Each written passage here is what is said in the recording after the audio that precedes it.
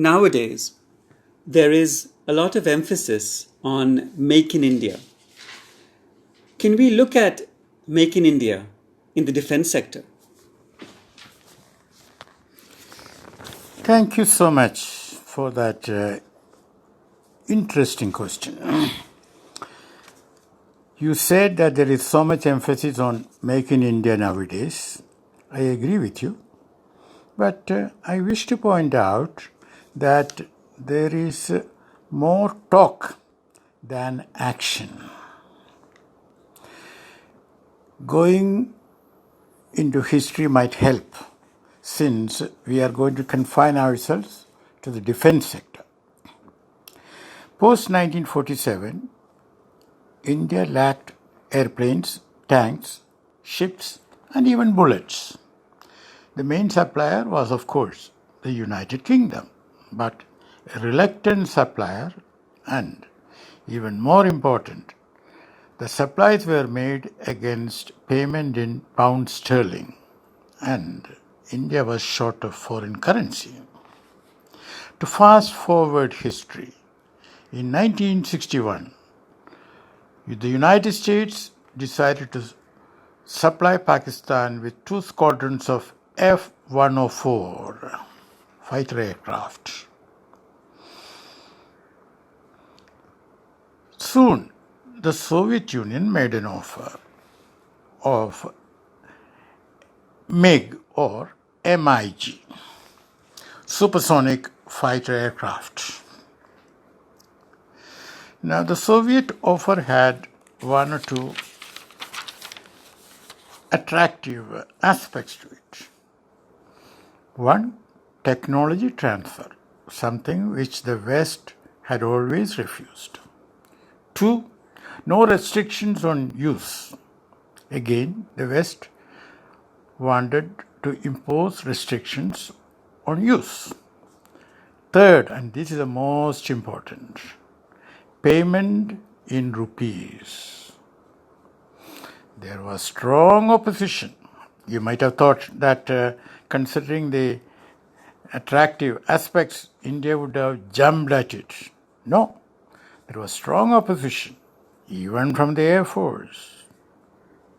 Stronger opposition from President Kennedy, who roped in the British Prime Minister. But against all such opposition, the Defense Minister of the day, V.K. Krishna Menon, prevailed, and the deal was signed in October 1962. Well, it's good to compare that deal for transfer of technology and manufacturing in India with the recent Rafale deal. I do not have to say anything more, as we all know what it means. Now, I also want to mention very briefly about DRDO, Defense Research and Development Organization, established in 1958. If you go to their website, you will never know that V.K. Krishna Menon had anything to do with it. There is curious history behind it. As chief of DRDO, APJ Abdul Kalam had commissioned a report on the origins of DRDO. The report was not published till in 2006, as president, APJ insisted on it. And there it is clear that it was imposed on the 3 service chiefs by the defense minister of the day, V.K. Krishna Menon. Now, I want to make a point. We should certainly focus on Make in India, but we should also focus on Think in India. Now, in that context, the NDC, the National Defense College, was again established under Krishna Menon, and if you go to their website, you will not find a very clear mention of that. Now, to come back to the present in the sense that India has emerged as the second largest importer of arms, according to the SIPRI, the Stockholm-based think tank.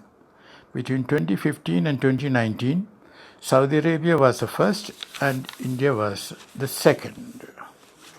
Now, my view is that we should import arms and technology for our purpose, for our defense needs. But unless we have a clearly defined defense self-reliance goal, which we pursue with singular determination, we might get into trouble. In my view, India will never start a war, but if another country attacks, India has to defend itself and give a befitting reply.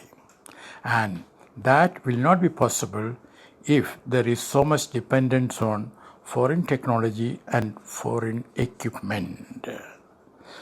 So, in short, let us realize what we have been talking about for so long, and the new emphasis on Make in India is most welcome. But we need to act. Thank you so much.